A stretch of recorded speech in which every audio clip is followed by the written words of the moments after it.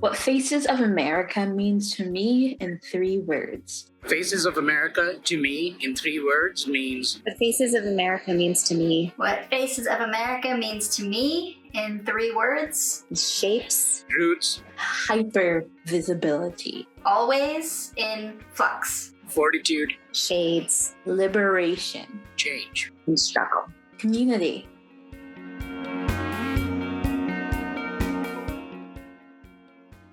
All together now.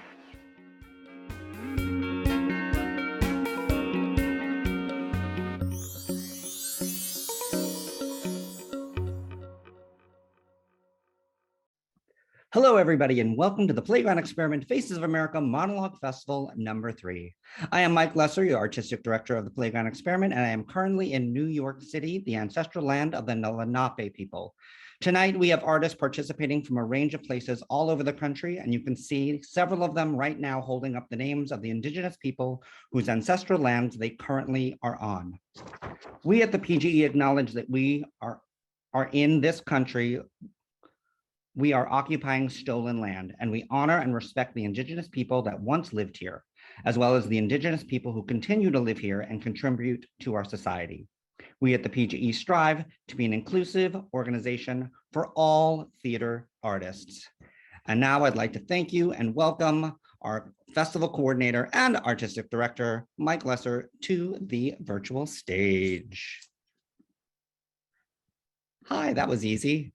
Hi, everybody. Welcome to the Playground Experiment Faces of America Monologue Festival number 3. So glad to have all of you here. My name is Mike Lesser, not Faces of America number 3, and I am the artistic director of the Playground Experiment. And above me or below me or however you're watching, we have Ollie Fielding, our coordinator of the Faces of America Monologue Festival. Hi, Ollie. Good to have you here. Great to be here. Thanks, Mike. We are super happy. In the audience right now, we have guests and family and our amazing writers of this festival, as well as the directors of this festival. So we want to welcome you and thank you for coming into our home.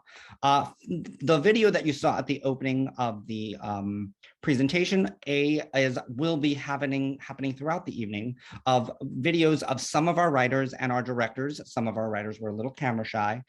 So those are who we have to be seen throughout the evening. The last video that you saw of Stephanie Pearson was one of our writers from our Faces of America Monologue Festival number 1, unfortunately, who we have lost about a week and a half ago, has passed away. So we wanted to honor her.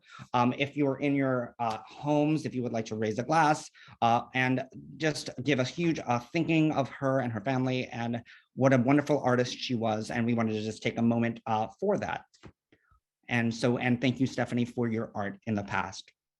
That being said, we're here for number 3, Faces of America number 3. And some of you are new to the Playground Experiment and you're like, well, what is this festival? Why was it here? And what are we going to see for this night? And I'm going to let Ollie, why don't you tell us a little bit about what this festival is about? Okay, let me do that. So 3 years ago, we started this festival. And when back then things were live. And I was actually one of the writers for the original Monologue Festival. And Mike came up with this concept of introducing a monologue festival as a way of allowing writers to participate in a way that they could only had to write something that was only 2 minutes long, so it could be inclusive and could really represent what it is to be a face within America right now with all that's going on around us. And we wanted to kind of celebrate and critique the American life and get all the voices and all the stories out there.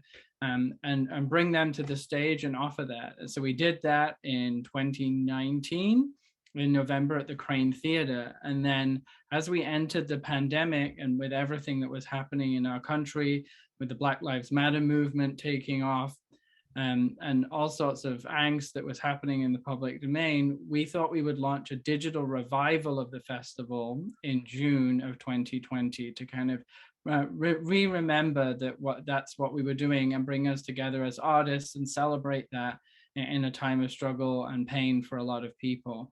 And it was also an opportunity for us to launch the opening of our second festival, where we were again welcoming people to submit their monologues. And here we are again for year 3, sending out into the universe that request to send us your work, send us your words, your stories, And we got over 300 submissions of monologues from across the US. So we have a full range of beautiful stories that really, enlightened, charmed us, made us cry, made us laugh. Just a huge array of different backgrounds were available. And it was a real tough process this time to select the final 25. And I want to give a huge thank you to our selection committee who helped us get through this. It took us a little longer this year because there were so many brilliant, amazing monologues. So a huge thank you to everybody. And you can find out all that information. We'll give you information about how to find all that out shortly. Do we want to introduce our amazing tech director, because she's amazing and we just want to thank her for all of her heart. She's in the background, but she's going to be doing some brilliant work. Brianna Harris, who will be here with us. Huge thank you to her. And should we just introduce the actors first? Yeah, let's bring all the actors. Let's bring out all these beautiful faces. This is the actors for Faces of America, Monologue Festival number 3. And we can hear your applause screaming through the screen. We hear it, we hear it.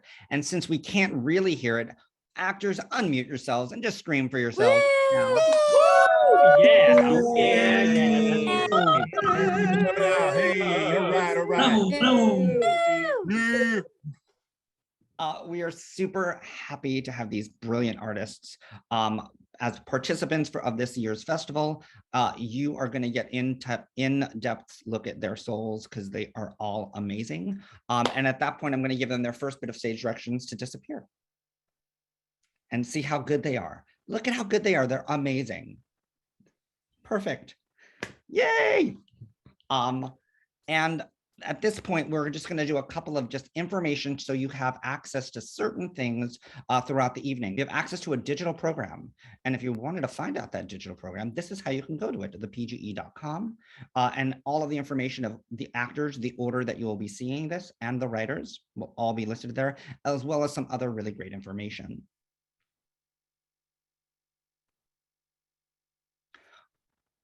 You want to do this one?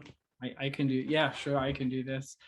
So part of what Faces of America is an opportunity and to donate some of the money that we receive over the course of the evening to a good fund. So last year we supported Black Lives Matter. This year we're supporting the Native American Rights Fund. It is Native American Heritage Month as well. We wanted to recognize and support Native Americans and make sure that we're contributing to the fund. So tonight, as you're watching, if you're enjoying this art, if you're loving what you're seeing, even if you're not, please go to one of these 3 available places and please make a donation to the festival. 50% of all donations across the evening will be made to the Native American Rights Fund, and the other half goes to the Playground Experiment to help us keep doing the work that we're doing and celebrating artists, celebrating writers and actors, and keep creating great art that's going to bring it out to the universe and involve lots of people. But we do see this as a fundraiser and an opportunity to do some good in the world. So there it is, 50% will get to the Native American Rights Fund. So you can either go to our website, theplaygroundexperiment.com/mission. There's also a link right there on the homepage. It says donate. So you can follow that link to get to that page. You can use Venmo at the PGE, and you can also use PayPal, theplaygroundexperiment@gmail.com. If you go to any of those places, you can hit the donate button. You can send us some money across the evening. So this is a live telethon. Pick up the phone, hit those web addresses, and please. All of the actors are standing by the phones right now. So that's, and then we have another slide. We do. Yes, we are super thankful that the Lower Manhattan Cultural Council, we received a wonderful grant to help do this festival so we can pay our artists. And we are super thankful for them. If you do not know the work that the Lower Manhattan Cultural Council does, you should look them up. They are a brilliant organization, and we were honored to be one of a few theater companies that received the grant. So this festival was made possible because of the Lower Manhattan Cultural Council. So if you're out there and you're snapping and you're drinking, give a huge thank you to them for their contributions. Thank you. That being said, I'm gonna start the evening. How about you? You think it's, I'm going to sit back, I'm going to pour myself a glass of whatever I'm drinking, and I'm going to enjoy the Faces of America Monologue Festival. Thank you, everybody. Enjoy.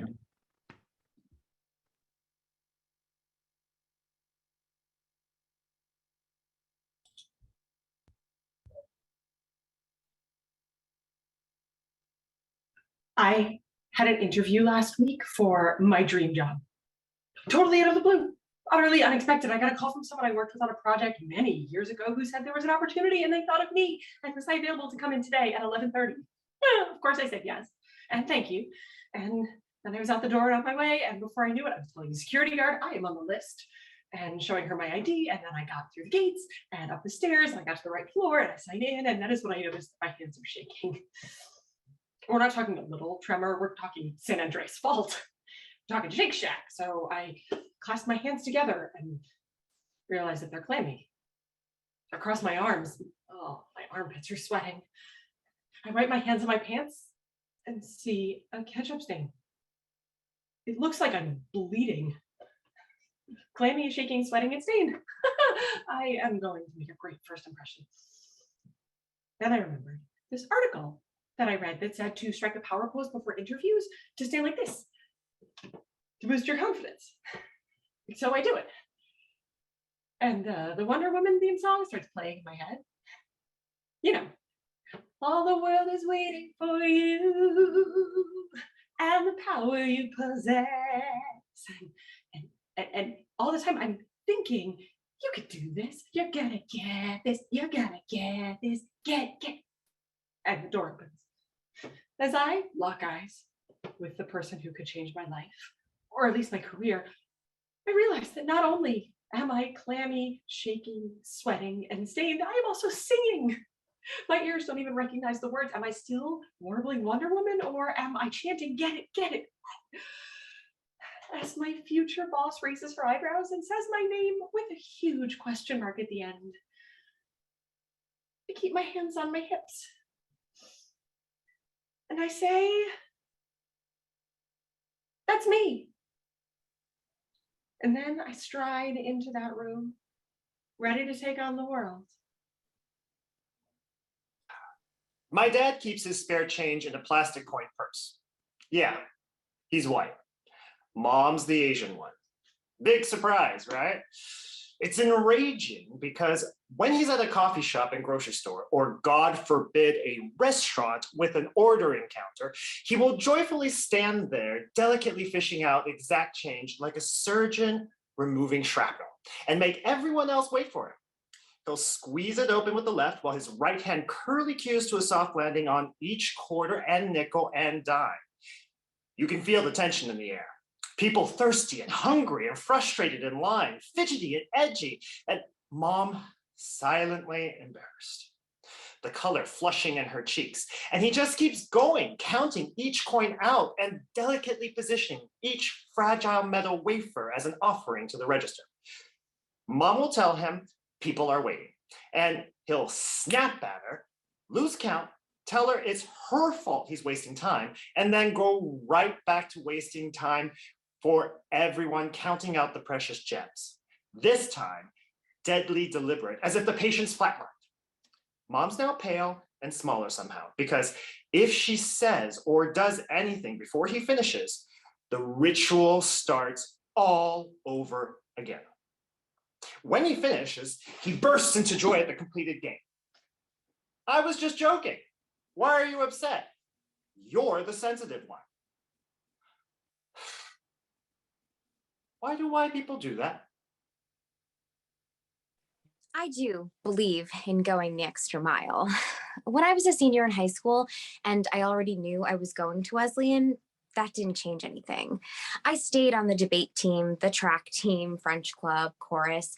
As my resume shows, I worked part-time all through college on top of babysitting my cousins and keeping on with track. So hard work, doing a bit of everything, learning as I go. That's me.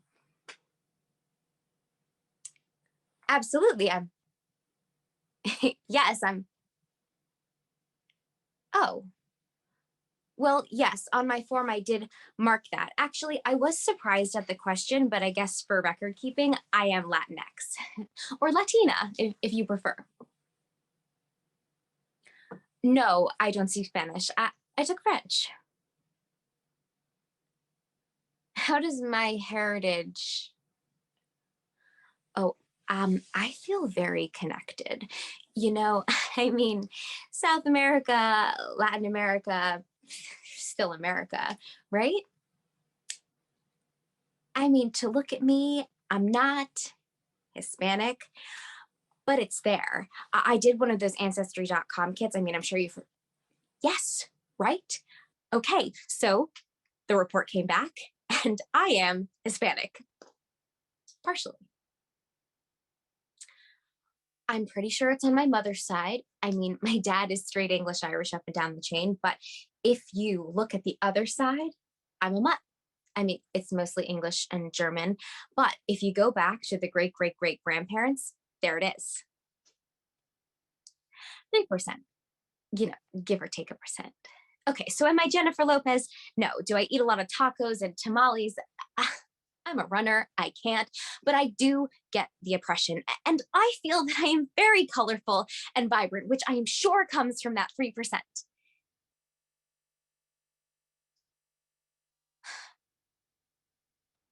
Well, that's just not fair. I mean, if you go to a doctor and the doctor says to you, 97% of you doesn't have cancer, well, guess what you have? No, okay, I'm not equating this to, look, I realize that you are Latina or X and that you've had to overcome many obstacles to get even where you are, but somebody gave you a chance. Aren't I entitled to a chance too? Okay, maybe entitled wasn't the best word, but you comprende what I'm saying, see? Yeah, I know a few words. Well, it was great meeting you too, and I hope to hear from you. You know, just curious, was there a certain percentage that would have been like 20, 51? I'm going to send the next person in. You would think that immigrants want change, right? Because if they didn't, why leave their country? In the case of my parents, they wanted change. They just didn't realize how big the change would be, I guess. Or maybe they thought that they could control it. I don't know. I know that they don't like what this country has done to me or for me specifically. My brother is a boy. Well, a man really, but no one's really considered an adult until they're married. But anyway, because he's male, he would get to do pretty much whatever he wants, regardless of where we lived. But me, well, a woman questioning authority is just not good, not right. Because how is she going to get married? Never mind the fact that I don't plan to get married anytime soon. But change was inevitable. We're in New York where people practically live on top of one another. And you have to see how other people live. I'm not sure how they thought that they were going to keep me in some kind of Indian chrysalis in New York City of all places. If they really wanted that, they should have tried harder, or they should have lived in an area with more Indians or with more people from our specific community where you need a car to get around. But they didn't. Manhattan was always right there, a subway ride away from things that people from all over the world come to see. Immigrating to another country and expecting your kids to act like you never left the old one, it's like taking them to the beach and saying, isn't it great? Enjoy the sand, enjoy the sun, and oh, hey, look at that gorgeous ocean. I hear it can be warm and wonderful, but whatever you do, don't get wet. Well, sorry, folks. I'm gonna get wet. Hey, boss. I'm not coming in today because I'm sick. No, that's not gonna work. Curse my parents for raising such a responsible employee. Tienes que trabajar duro si quieres ser alguien en la vida. Ay, si no tienes trabajo, no hay con qué comer. Like, all right, I got it, Ma. But is it worth basically slaving away for these fucking corporations that ultimately don't give a shit about you? Giving up on your dreams because you have to continue working and making money just to survive? I mean, times have changed. Like, I get it. I really do. My folks immigrated to America and had to work their asses off just to feed the family and obtain their citizenship. And for that, I will eternally be grateful. Their struggle is what got me to where I am now, to the privilege that I currently have. But wasn't that the point? To find a better life? So, isn't this that better life? I mean, thanks to them, I have the ability to choose the job that I want, the career I want. Unfortunately, I chose one that my parents don't agree with, but that in and of itself was the choice granted to me by their efforts. So then isn't it actually a disservice to them to not take advantage of these opportunities? Right? Isn't it actually a dishonor to not take advantage of the positions that their hard work has left me with? Shit.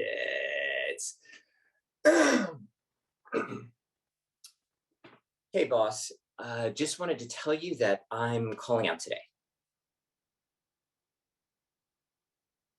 Yeah, well, you see, I have an important audition today.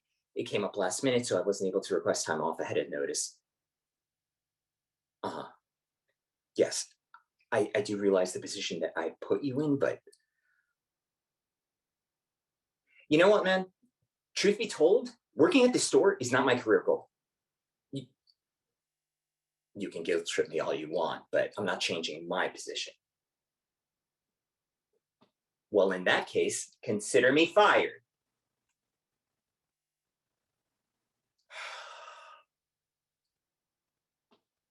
Oh, that felt good. I can't believe that just happened. Wow. I did the right thing. I did the right thing.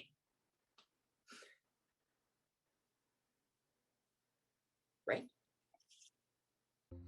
What do the faces of America mean to me? It means learning, teaching, and experience.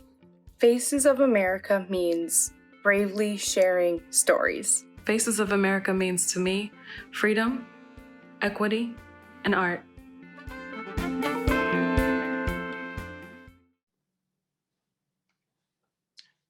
As an underpaid slave, hearing things like, "What can Brown do for you?" don't faze me much no more. I take it with a grain of salt. Although my doctor says I should cut back on my sodium on account of my high blood pressure.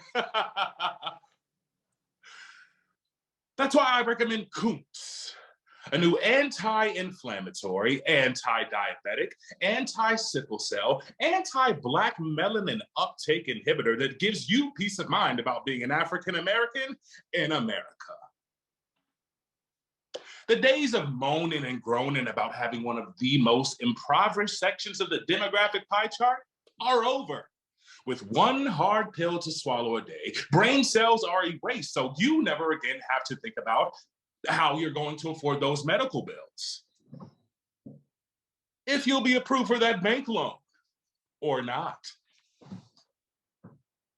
Why people lock their doors when you walk past their car?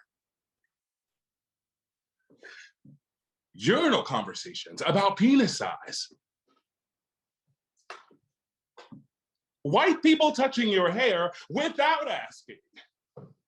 Fast food restaurants asking if you want extra hot sauce with that, and a bevy of other symptoms of being a person of color in a country where your people have always been oppressed. Kuntz, change your point of view. Available from most healthcare providers for a limited time only, side effects may include diarrhea, nausea, vomiting, and a strong desire to move to Switzerland to denounce your citizenship. Kunz, try it today.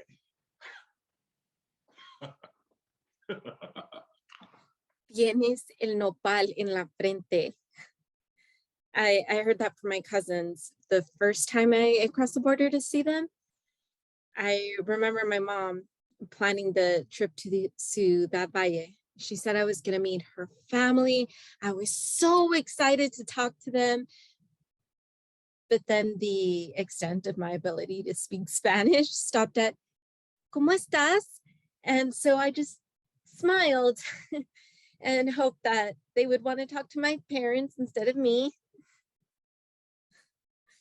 They laughed and said, Tienes el nopal en la frente. And I didn't know what it meant. So I asked my mom. And she said I had a cactus sticking out of my forehead, screaming to everyone that I was Mexican, while the rest of me was trying to deny it.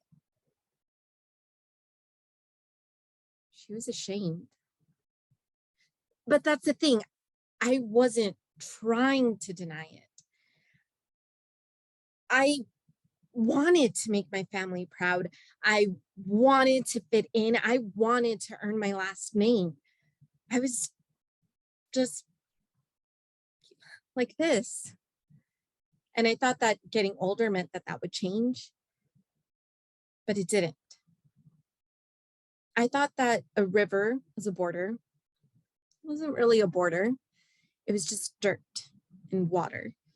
It wasn't some force field that could stop me from learning about my culture. I could throw a rock and hit the other side. That it was still an entire world away. Buildings, colors, streets shifted the minute I crossed that bridge. And somehow I was stuck in the middle of it. You see, the first time I went up north with my dad, I was told I talk English funny. And here I thought I was good at it. I thought my English was perfectly fine. My teacher said I read well. It was my Spanish that sucked. And now I'm told that it's both. I'm always on that bridge, whether I drive further north into the US or further south into Mexico. I don't know what it's like to feel patriotic, because the only home I've ever known is a cacophony of reality TV coming from my sister's room and telenovelas blasting from my grandma's.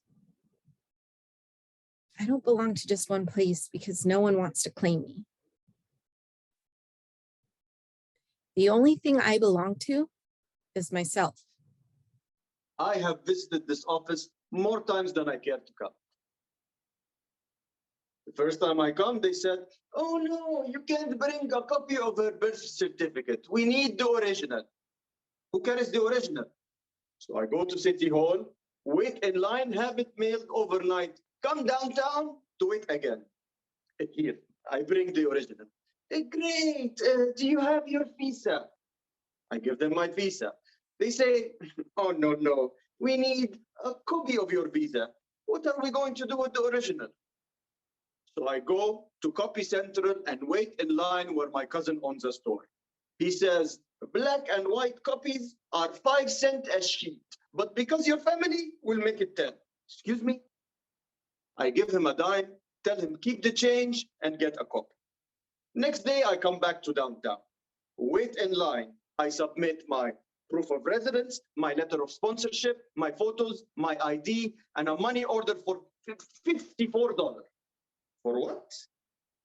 The golden ticket, a US government issued passport.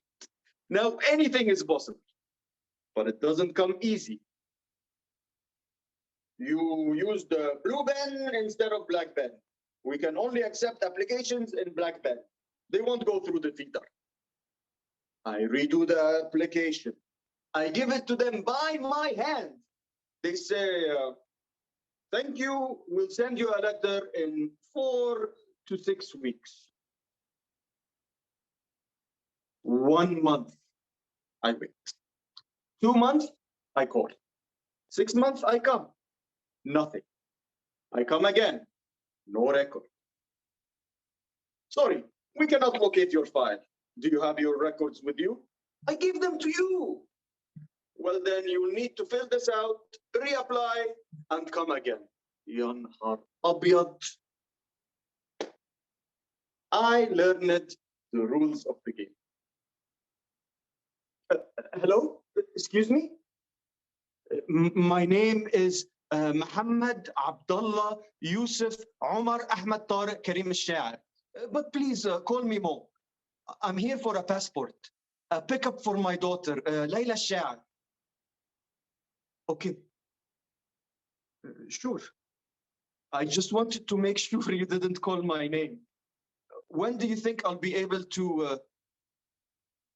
will I get called before lunch? Yeah, man.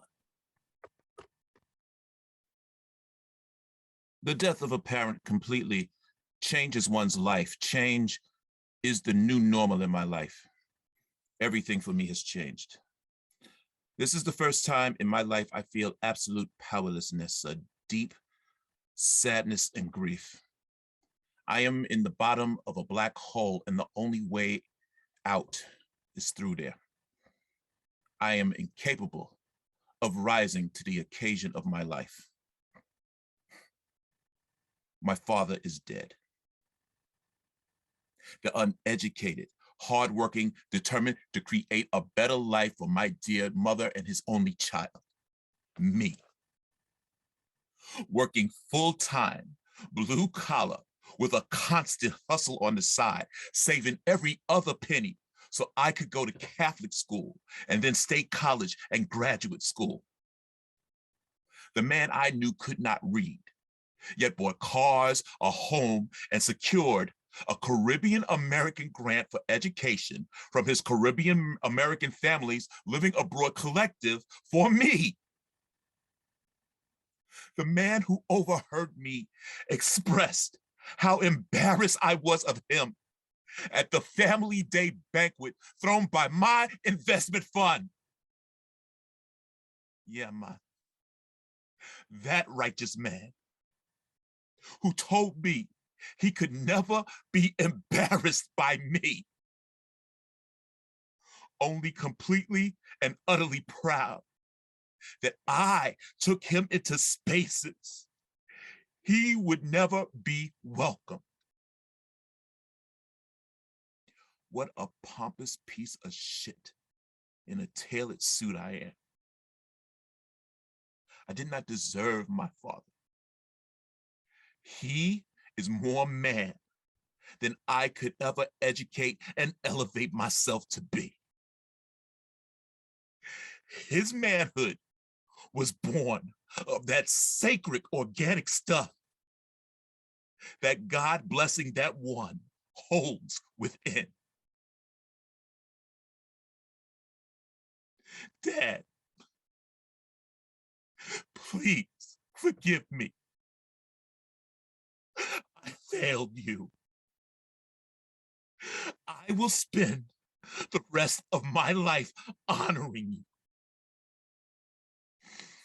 I will take care of your sugar dumpling, I promise.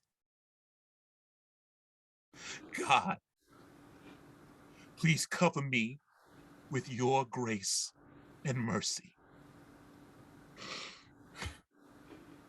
Oh, Dad.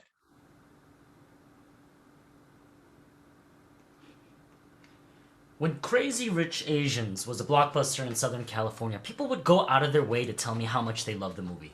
I was like, whatever. Sounding bored. After hearing this about 10 times, I started wondering, why are you telling me this? Because I'm Asian American? Are you kidding me? Started to get on my nerves, so I would flippantly reply, I don't identify as crazy, rich, or Asian. So they would always laugh like I was joking, but that's not how I meant it. My tone was like, what the fuck? Why should I care? It made me think though, why am I so sensitive? Am I offended because they see me as Asian instead of American. I mean, to me, Asians are people from Asia. I've never even been there. What am I in this country? This happened around election time, and I came across a survey which placed you in a demographic group based on your voting choices. Surprisingly, the survey revealed that I most closely identify with white middle-aged women. WTF! I screamed out loud. My people are Asian, young, male. What do I have in common with them? You know, it bothered me that we might share the same values, and also like bothered me that it bothered me. I mean, this shocked me into realizing everyone is judgmental, including me. We tend to classify people into very simplistic categories so we can understand them better. I mean, I admit I'm guilty of that too. So I give up. You know, people aren't gonna change. It's not like I'm a victim of anti-Asian violence. It's more like passive-aggressive, which, you know, I can deal with in my own way. And after that, whenever people, somebody, or anybody told me they loved Crazy Rich Asians, I would respond arrogantly with, I hated it! It's just another lame Hollywood movie with Asian stereotypes. I gave them something to think about. Let's also shut them up. Faces of America to me means telling untold stories. What does Faces of America mean to me? Diversity, creativity, expressivity. Weighing in on what does Faces of America mean to me, and I think as a concept, it's just a better idea than some of the original ideas like elbows of America, shins of America, belly buttons of America did not, nipples of America next year.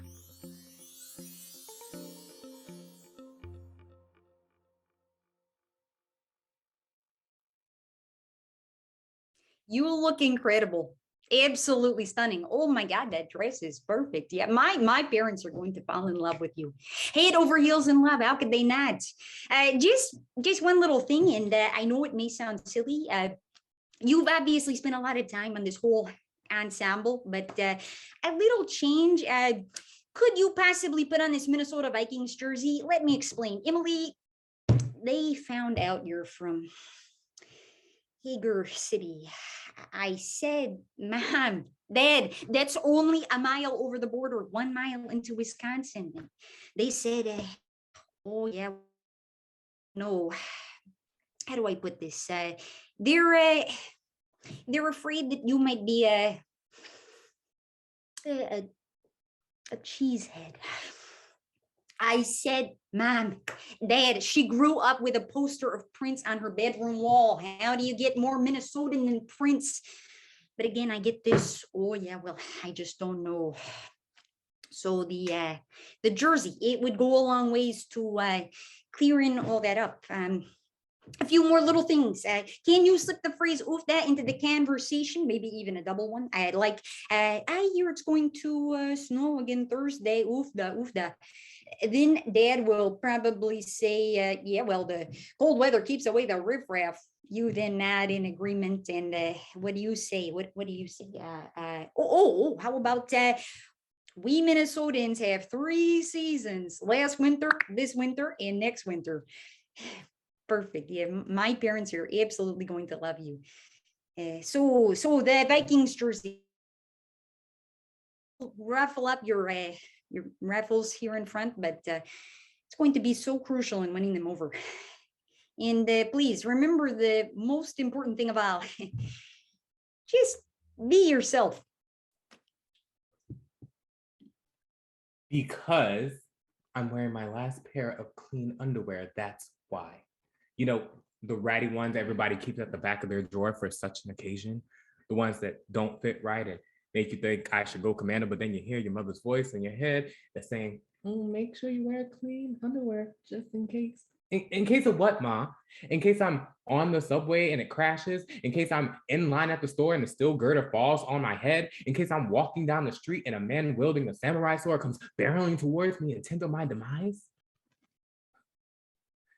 You know, once I actually asked her why it was so important to wear clean underwear, and she regaled me with a story about a time when Black and brown folks couldn't afford underwear. In fact, they couldn't barely afford clothes at all. So when they could afford the finer things in life, like underwear, they would always wear a clean pair when they went out. That way, if something happened to them, the doctors would see that good, clean underwear and give them the best care possible, believing the injured could afford it. And with health insurance and savings accounts for medical emergencies, now I wonder why she clung to this homespun backwoods philosophy. And you know what she told me? She said, some things have changed, but others haven't. And if something were to happen to you, you have to have good, clean underwear on so people know you're a decent man, regardless of what the headlines say. Because I don't want you treated like Mr. George Floyd or Elijah McCain or any of the other victims vilified by the press when actually being the victim. I attributed her response of concern from being an overly protective Black mother. And I mean, we live in New York City, one of the safest places for ethnic people in America. And then one day, a sword-wielding white supremacist stabbed a Black man in the back in Times Square in broad daylight, just for being Black. And when I saw that on the news, I thought, Mama was right. Things have changed, but stayed the same. So girl, I cannot do brunch until after I do laundry, so I have good, clean underwear to wear, just in case.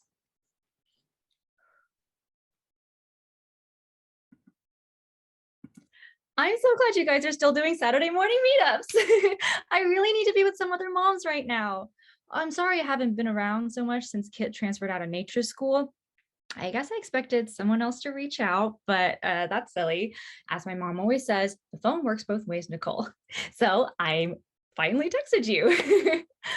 Oh, it's such a nice day. Oh, I feel like I can finally breathe again now that this whole transition is settled with Kit's new school. Yeah, we never expected we'd send Kit anywhere else, but it wasn't only our decision. The teachers were really struggling with Kit. It's been a big change, but a good one, a really good one. I never thought I'd say this, but public preschool might be the best thing that's ever happened to us. I mean, first of all, it's free. And Kit's not the only non-white kid, not the only kid who the supports they are just incredible. You know, they walked us through all of these things like 504 and an IEP and his para. Oh, Kit's para, that's his teacher who works with him one-on-one. She actually got him to play with her. Parallel play, but still, he plays now. He played with her. And Kit learned the sign for grape. This mom, her kids in Kit's class, she suggested we try ASL. Kit wouldn't eat anything we gave him. And of course, we had no idea why. He kept throwing everything, screaming, hitting. Well, you know how he gets. So we talked to his para, and it was this whole process, but she finally figured it out. He only eats jelly sandwiches. And we had run out of grape jelly. So I had been using strawberry jelly like they're interchangeable, but he doesn't like strawberry only. But we had no idea. I mean, how could we have known that? It worked. The sign language. Now he walks around signing grape all the time. I make him like a dozen jelly sandwiches a day. And I can't figure out if he's actually hungry or if he's just likes that he finally is able to communicate with us. Oh, yeah, my sister-in-law made it. Mommy's sippy cup. It's cute, right? Oh, no, I'm not. This isn't coping wine. It's celebration wine. It's happy wine. But weren't you listening to that story? Just now it was a happy story with a happy ending. It's a good day. That's why I wanted to be with other moms. I thought other moms would understand. I guess not. Unless your kid Yeah, I'm gonna go. No, it's fine. I just think, yeah, have a wonderful, enjoy the weather. Now, I ain't never been loved by anyone the way I done love myself. And that ain't selfish. It's self-full. I want to be, I need to be complete in this world because I'm alone. And I can't only be half of me, I need to be all of me, all of my soul. You ever wonder why you can't sleep at night? You feel uncomfortable? It's them scars.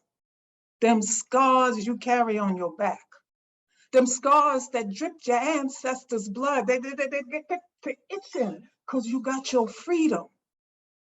You got your own freedom, but you ain't even free. They died for you, and you ain't even free.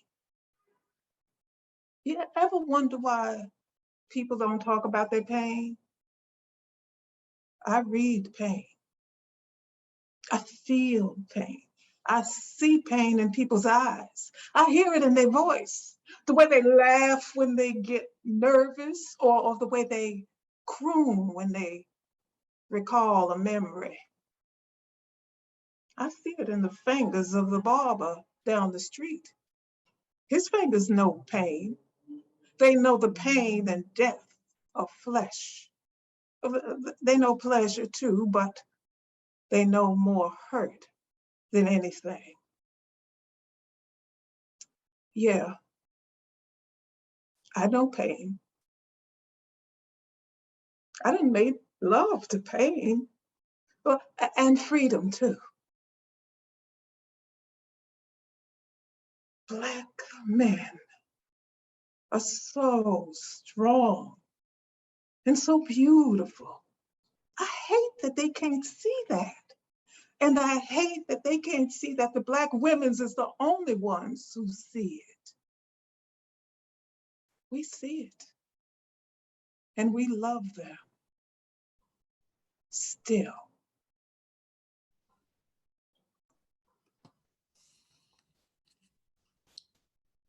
I make you uncomfortable, don't I? My wigs, my makeup, my fabulous dresses. I'm gay. You're gay.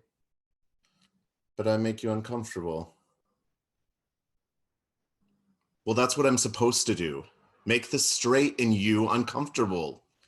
Oh yes, they're straight in you, right up there. Where they put the rule-making machine, where the last rule sits. It's primordial. It's the rule that says, be a man. Of all the rules, it's the most dangerous, the most destructive. It follows, it folds, warps, and implodes gayness into self-loathing and generates its own inner closet, even for those who have escaped the outer closet society imposes on us. Why you want straight acting, masculine, no femmes when you look for sex. We are all male and female, female and male. That's our power, to know both, to use both. You can't be out while the rule works. None of us is. It's what stands between us and love. By not loving ourselves, not being able to love another. It's what makes some of us the worst of homophobes and the most dangerous. Be a man. You break that rule and you break the machine.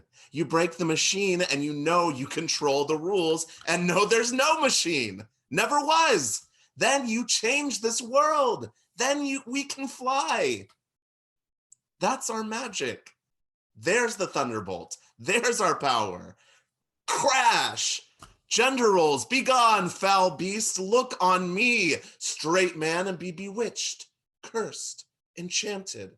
I, the most beautiful, glamorous woman you have ever seen, the sexiest woman you might ever have, lust for or dream of, am in fact male.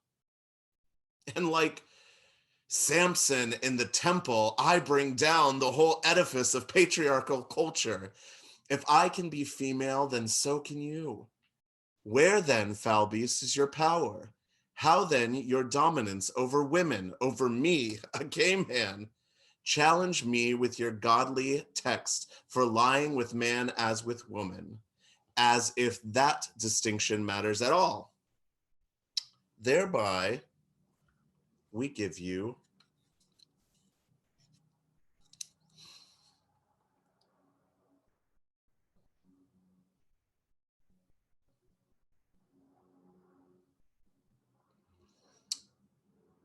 beauty. That's the gift we've always brought to this world and will always. What Faces of America means to me in 3 words: we are amazing. Faces of America in 3 words. You and me. Microscopic, telescopic, kaleidoscopic. What does Faces of America mean to me? Connecting through art. Let's do this. Ackee and fried dumpling, please. No, wait. I want to change my order.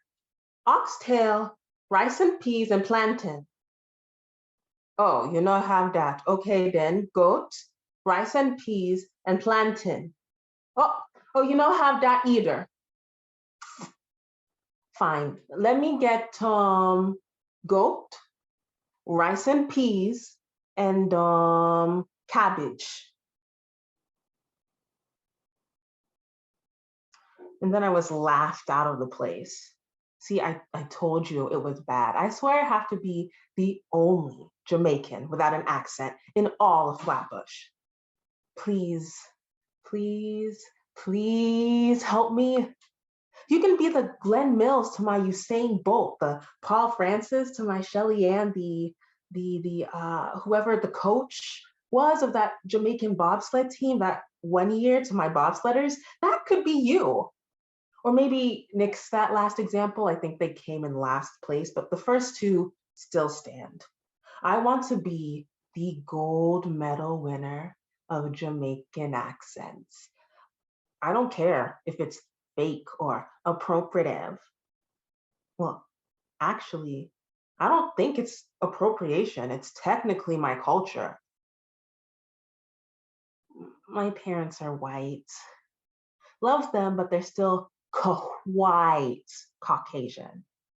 So I don't actually have a real accent, but as soon as I tell anyone here I'm Jamaican, they start speaking patois to me, which I don't understand. Then I have to go through this whole long, awkward story of how I'm adopted and how I was actually raised in Michigan, but my birth mom came here when she was 14 to go to school and had to give me up. And by that point, they already have this disappointed, uncomfortable look on their face. Like they kind of wish they hadn't talked to me in the first place.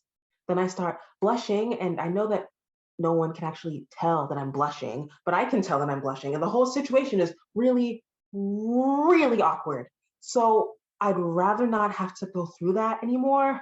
And I think the perfect remedy would be for you to be my dialect coach.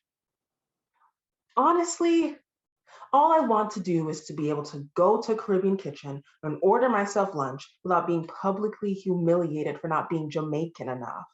I promise I'm a hardworking yeah. Oh, I think I did it. It just rolled off the tongue when I stopped thinking about it so hard. Gal. Hey. Now we just need to work on everything else. I cannot deal with you right now, and I really don't want to embarrass you, so I'm gonna need to ask you to leave. You know what? Actually, I changed my mind. Do whatever the fuck you want. I'm glad you finally caught on that I insulted you a whole of 2 times when I'm pretty damn sure you didn't catch on once to the plethora of times you insulted me. Do you not realize that the very first thing you said to me was that you were surprised that my English was this good? That's hilarious. You really assumed I couldn't speak English because I worked at an Asian restaurant. That is just so fucking racist of you. But, of course, I can't call you racist because you're also Asian. But look at you, with your Coach Wallet and fresh blowout, coming over here to indulge a little in your history while your heritage. What, you're just trying to prove that you're better than anyone else at your yacht club? Because you have these underappreciated roots? By snubbing your nose at literally anything you think is beneath you. Even though balut is a staple in the Philippines. It's like a rite of passage. And don't even get me started with the way you waltz up here like you're on some exotic vacation excursion, taking a peek at the wild zoo animals in our natural habitats. I'm so glad my family's livelihood entertains you. And to top it off, you try to say we're basically the same? So similar. Like twins. Jesus fucking Christ, don't drag me down to your level, please. You're a fake Filipino.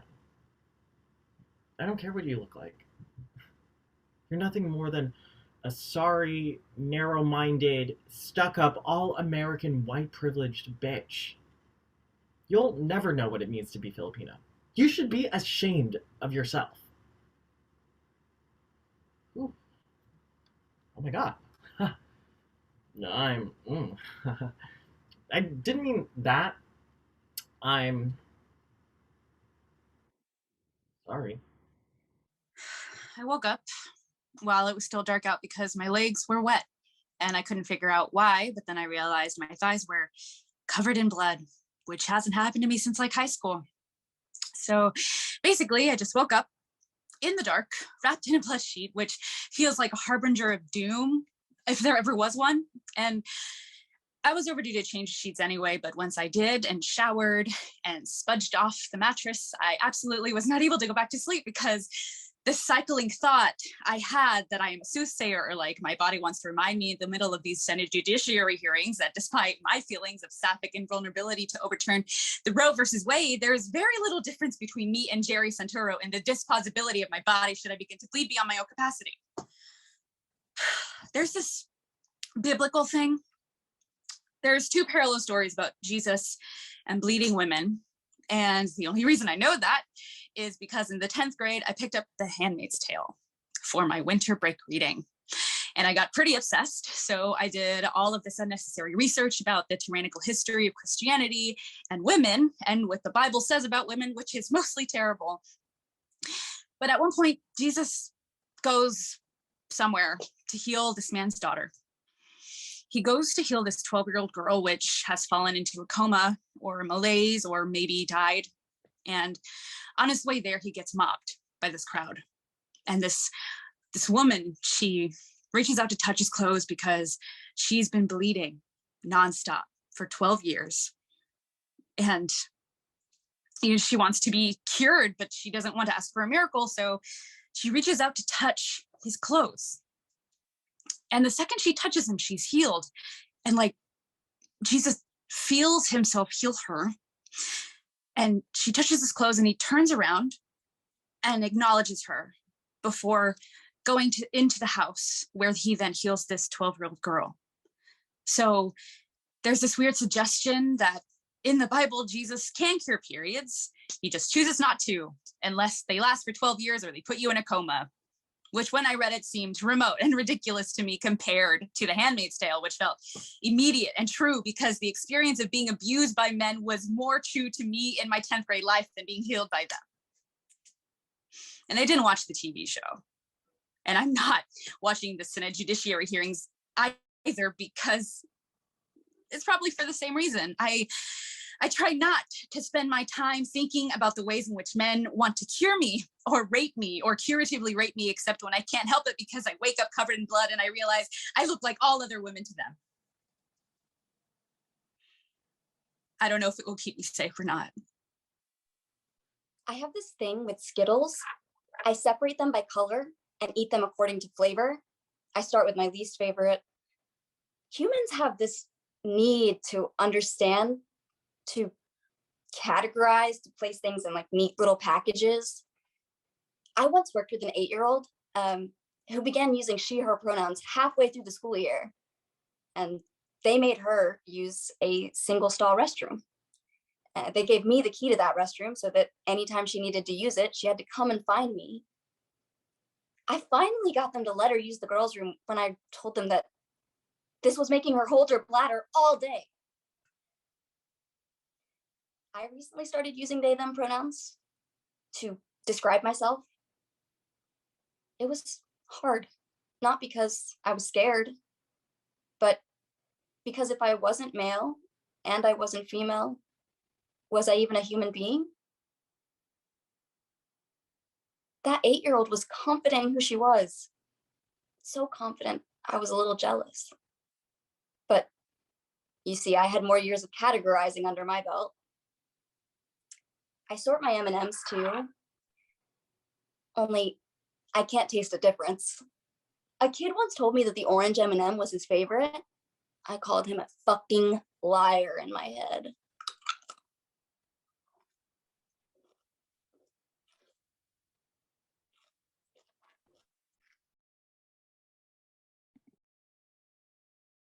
So, like, what are you?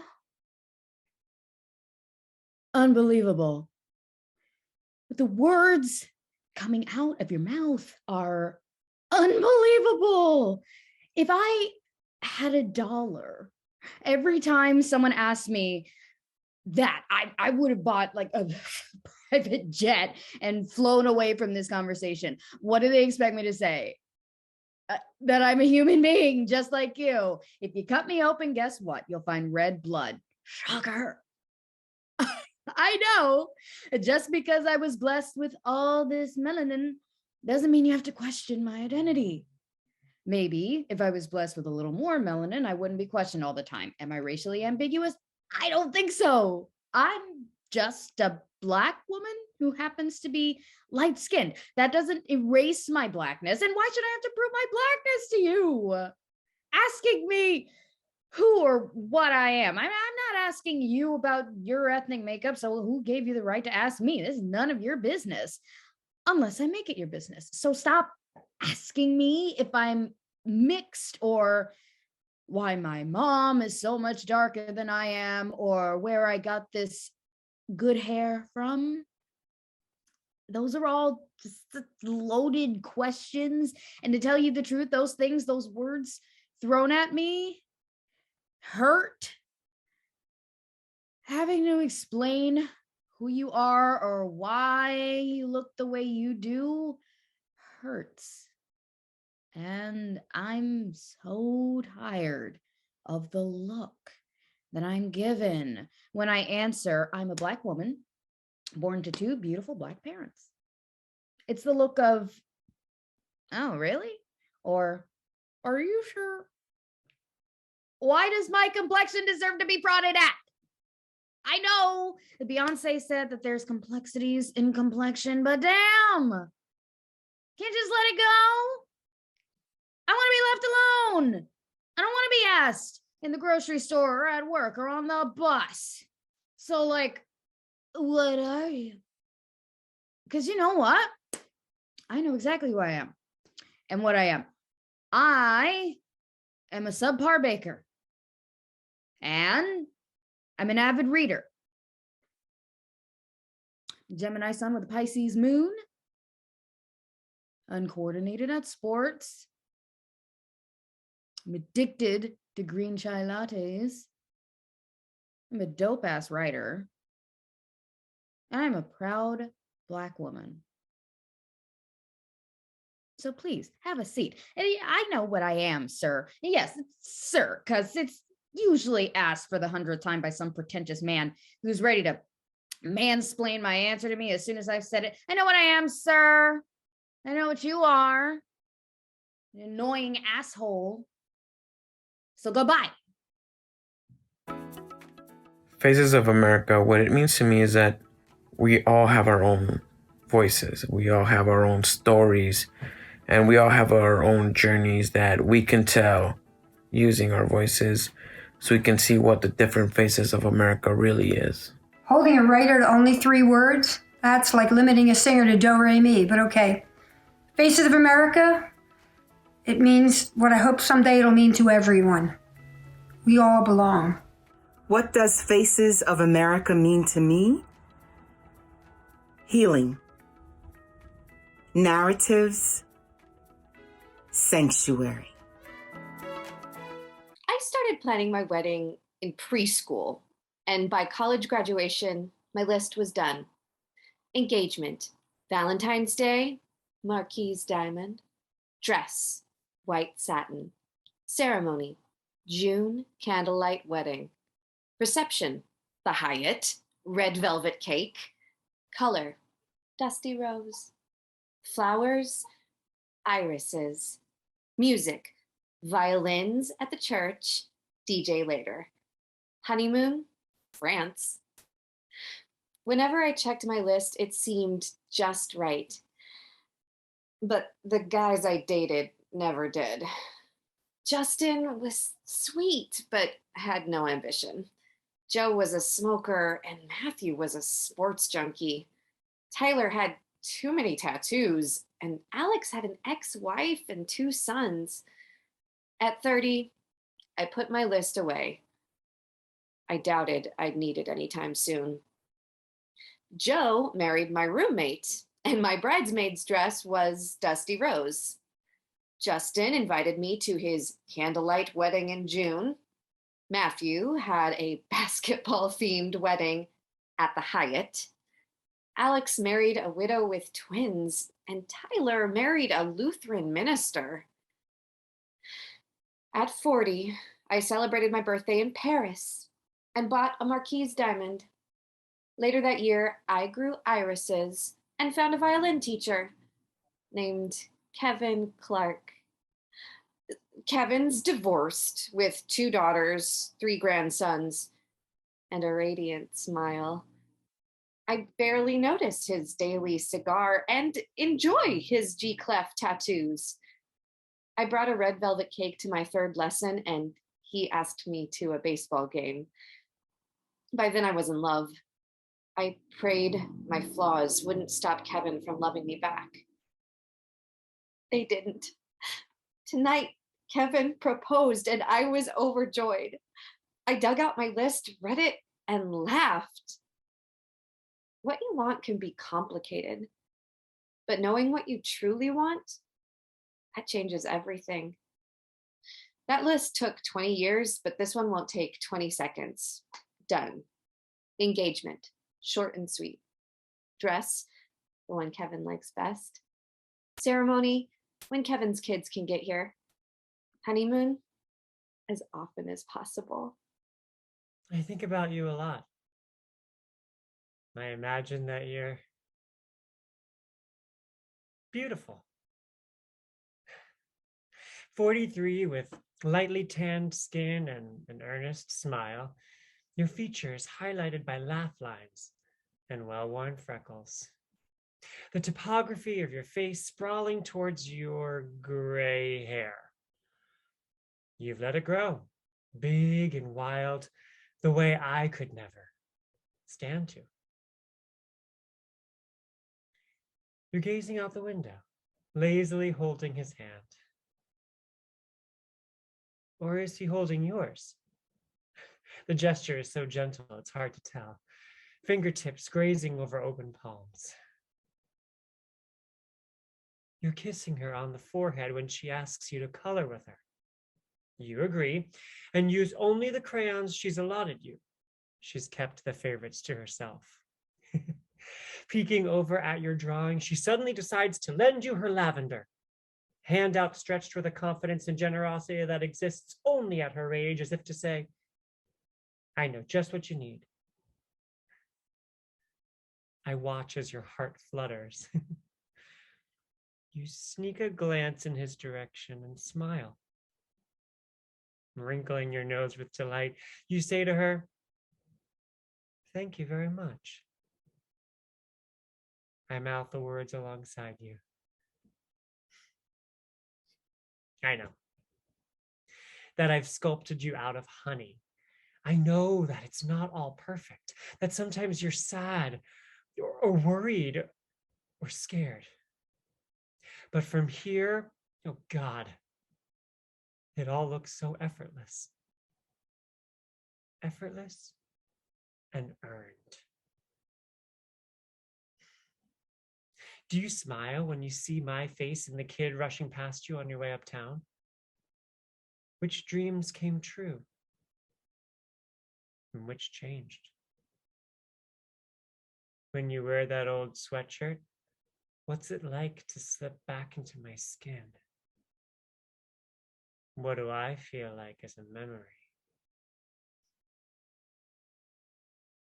You're sitting right there, no more than 5 feet away, suspended in the sunlight dripping off the window. If I ask very softly, will you whisper the answer to me? I don't know how many times I've prayed for this, Gina. A goddamn car accident. Happens every day. Eat clean, easy, no fighting, no court, no hospital. Just one simple call. There's been an accident, Mrs. Clancy. Careful what you pray for. Isn't that what they say? Because this isn't exactly what I prayed for. For him to still be here, lying there. You think I can't wait another month to finish this? And I'm sure as hell didn't pray to be in that goddamn car with him. You asked if he was drunk. He was as bad as I've ever seen him. I was not going to sit quietly in that damn car on my way to getting my ass whipped again. I ran back towards the bar. We were at Avery's, and he grabs me, grabs my hair, slams me into the car, and then next thing I know, we had to be doing 90 down Cerrito Road, and that's when. But he did not lose control, like people think. I was dazed, but I saw my whole life laid out ahead of me, not just the next couple hours, years. You ever feel real desperation? Real I don't give a fuck desperation? Well, it pissed me off feeling that way. There was no way I was gonna live like that. I thought there's only one way out of this. Only one way to change this hell that I was in. And if both of us have to die so I can be free, so be it. I grabbed the wheel and I pulled hard, hard as I've ever done anything. You should have seen his face. I've never seen him so surprised. It just wasn't computing in his head.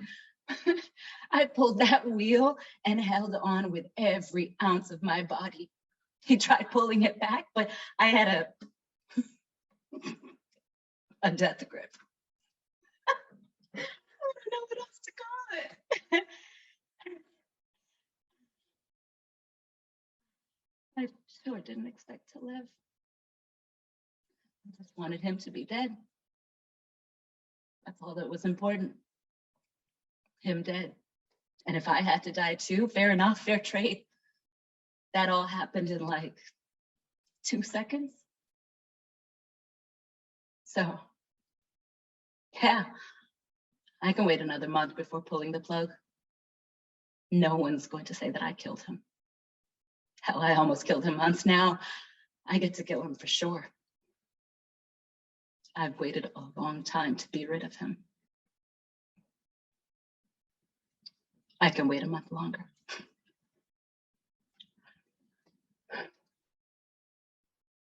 No. I need the one with the Vicks mist, the vapor steam, or whatever it is.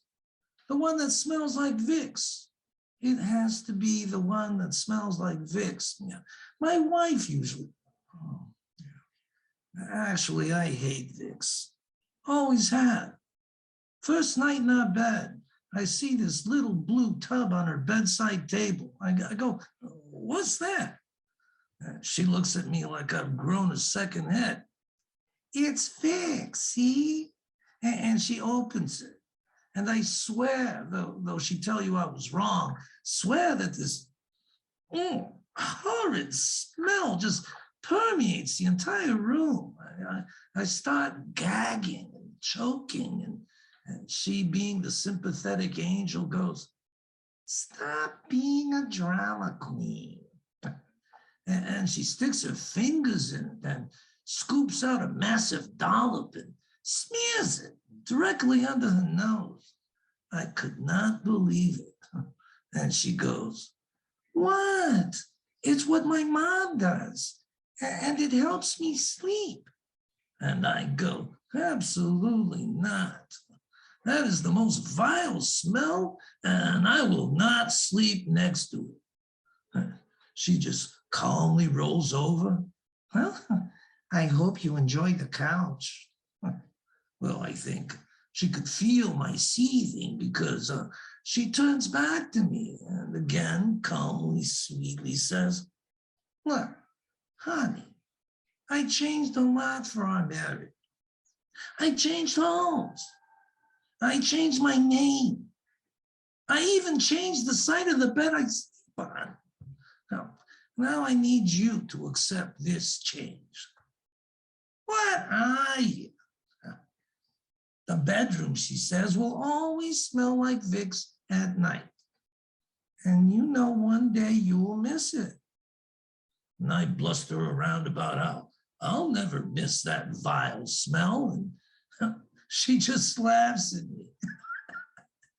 And the laugh, it was infectious. And I just start laughing too. And we just go to sleep. And every night for the next 58 years, I go to sleep smelling Vicks. And it was vapor rub until last year when, she couldn't. She was too sick. So I got this vapor steep thing, and if you thought it smelled like Vicks before, but it made her happy to the end. Last week.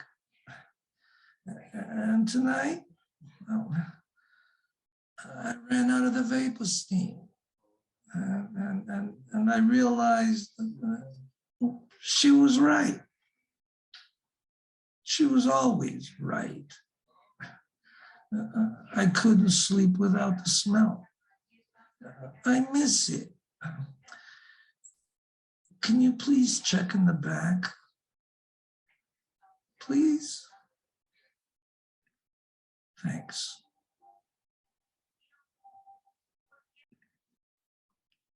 I need to stop correcting you when you tell me you love me.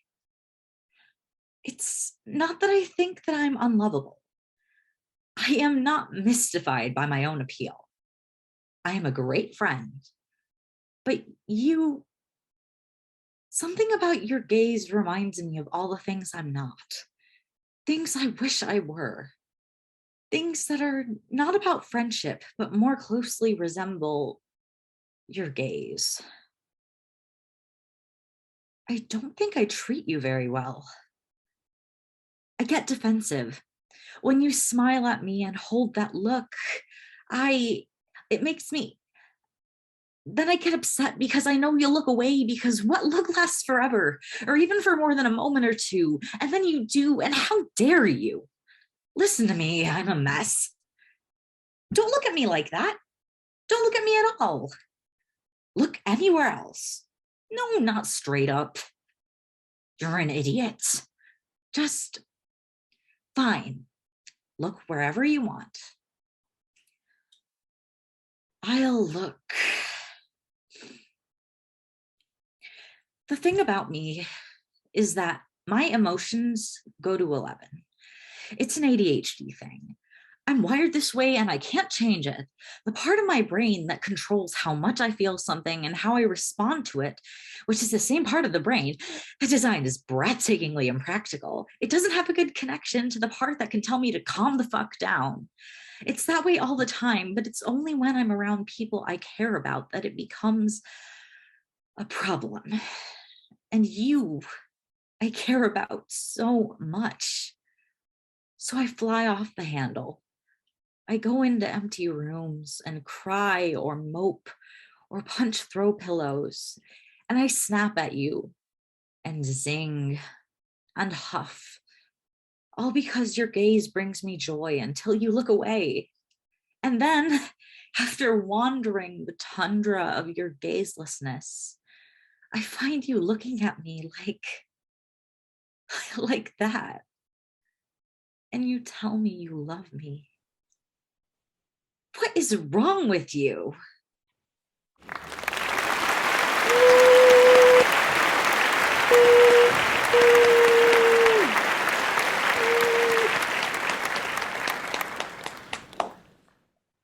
Ladies and gentlemen, that was the Faces of America Monologue Festival. I'm sorry, I'm a mess. These actors killed me.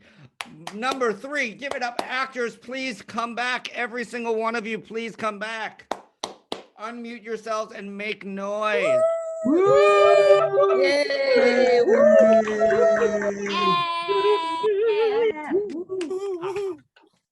Ladies and gentlemen, audience, I'm actually now opening up so you can now chat with the audience, and you can utilize the chat feature to let your actors and your writers know how much you actually love them. And oh my God,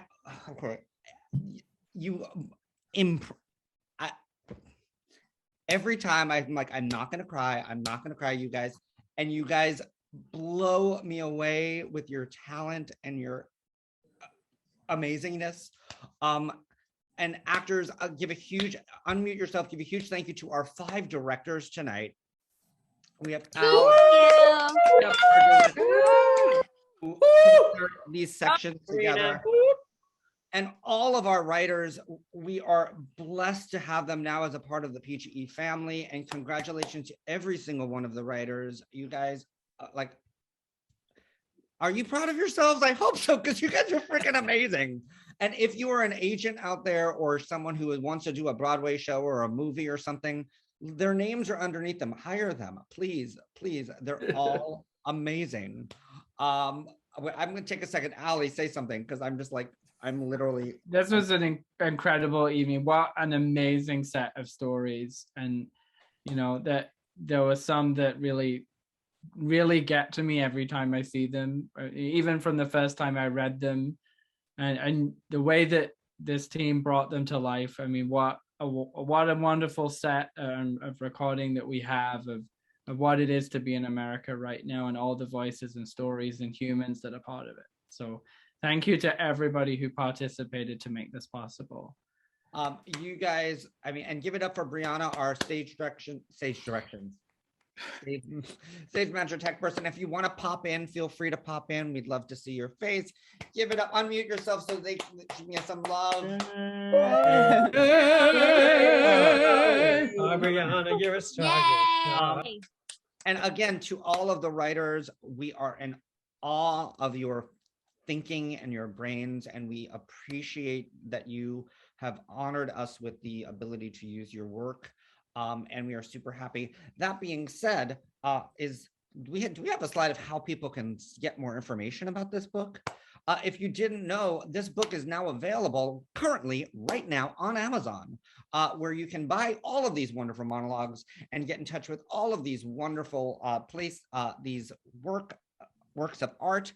You can check them out on Amazon right now. $2 from every book will go to the fund, the Native American Rights Fund, which is what we are raising money for. Again, if you haven't donated as of yet, tell your friends to donate, tell your neighbors to donate, knock on their door. You can donate forever. But if you do buy the book, $2 from every book will go to that.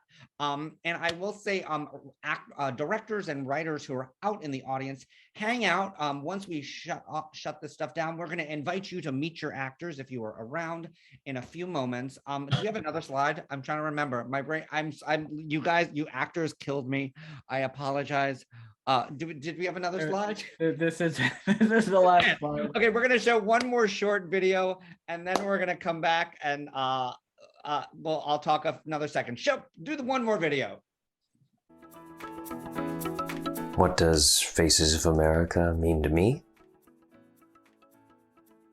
Opportunity to share. I think this encapsulates it, whether good or bad. You can interpret it different ways, but I think it's pursuit of happiness. Faces of America is pursuit of happiness. Faces of America is all about representation and diversity. So to distill it into 3 words is hard, but I think I'm going to go with we are here.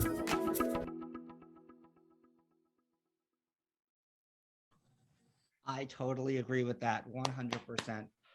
Again, huge kudos. And if you could see actors, all of the kudos that the audience is giving you, we love it. We love it. We love it.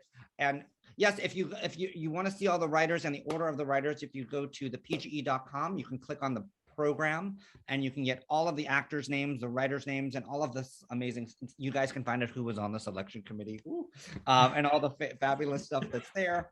Again, actors, just let's wave out. So we're gonna leave this Zoom for the recording. In 1 week's time, we will be archiving this whole performance on our YouTube channel at youtube.com/c/The Playground Experiment. Subscribe there below and you can get information. If you click the bell, it'll let you know when stuff happens. And we have tons of other programming coming up. On Monday, we have our next volume, which is volume 154. If you're not sure what a volume is, it is where 6 writers bring in work in process. So check that out. And actors, just say goodbye to our beautiful audience as we log out. And I'm going to click bye. Unmute yourself. Bye, beautiful audience. Bye-bye. Thanks for coming. And if you're watching this on YouTube, you can donate too. Bye. Thanks for coming out.